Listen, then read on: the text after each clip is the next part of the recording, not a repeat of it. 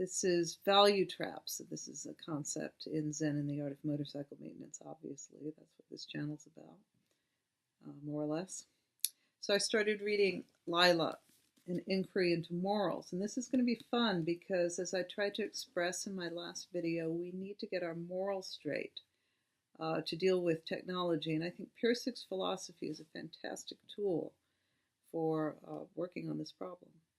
But this video is more about the state of mind that you need to detect quality. And this refers to a couple of videos ago, quality of state of mind. I'll also put that at the end of this video.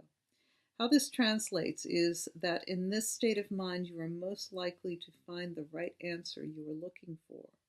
And remember, the mathematician Poincaré saw this process as the fact that emerges, that unifies several facts into a whole. It's the process that detects elegance, that detects quality, the underlying harmony, the Tao. So the total of this convergence of facts, this elucidation of the unity of the facts, is greater than the parts because it also includes emergent quality. In chapter 2, in Lila, Phaedrus, the protagonist, who you also saw in Zen of the Art of Motorcycle Maintenance, is talking about writing his book, and this is Pirsig's method of writing his book, because both of these books are autobiographical.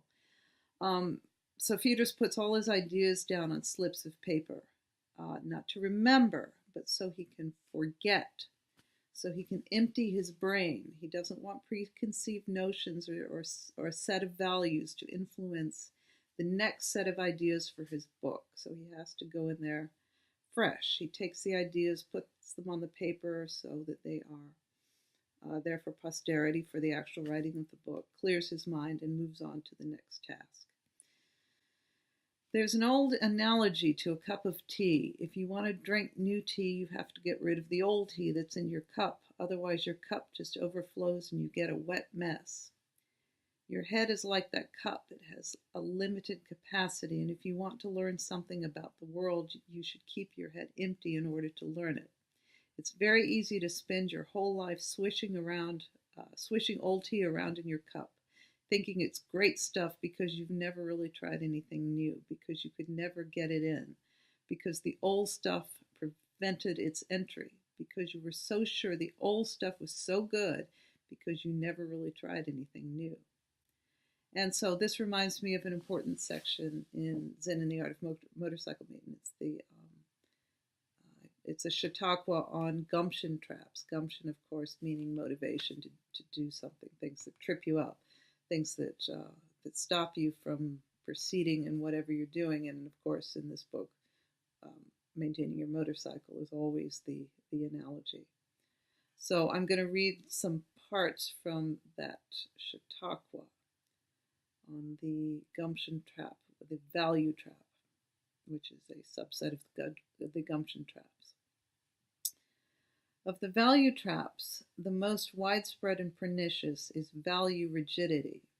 This is an inability to revalue what one sees because of commitment to previous values. Now, I just want to stop and say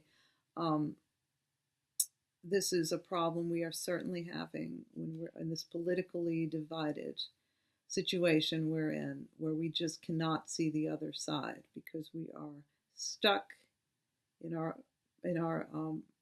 side's values. We have value rigidity. Okay, I'm going to go on with some quotes. In motorcycle maintenance, you must rediscover what you do as you go. Rigid values make this impossible. If you're plagued with value rigidity, you can fail to see the real answer even when it's staring you right in the face because you can't see the new answer's importance. So inflexibility is going to prevent you from working with things as they emerge. It's just going to keep you stuck in an old way of thinking. Back to the quotes. The birth of a new fact is always a wonderful thing to experience. It's dualistically called a discovery because of the presumption that it has an existence independent of anyone's awareness of it. That's the emergence of quality. What you have to do if you get caught in this gumption trap of value rigidity is slow down. You're going to have to slow down anyway, whether you want to or not. But slow down deliberately and go over ground that you've already been over before to see if the things you thought were important were really important too, well, just stare at the machine. Watch it in the way you watch a line when fishing, and before long, as sure as you live, you'll get a little nibble. A little fact asking in a timid, humble way if you're interested in it. That's the way the world keeps on happening. Be interested in it. This is, the updating all the time of the world. You'll find this in Jordan Peterson. The revitalization, the stagnation and revitalization. The hero going out, getting the idea, coming back and sharing it with the community. So let me look at this last line. That's the way the world keeps on happening. Be interested in it. Okay, be interested in it. In modern psychotherapy modalities which integrate Buddhism, and nowadays there's a lot of them, the word curiosity is often used to introduce a way to handle negative emotion.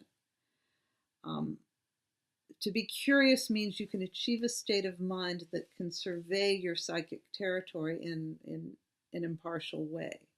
And this reduces negative emotion like shame and anger, so the problem that you have can be worked on without this effective value influence, this value trap. Curiosity is an excellent tool to get in the right frame of mind to solve problems because it implies a suspension of value judgment.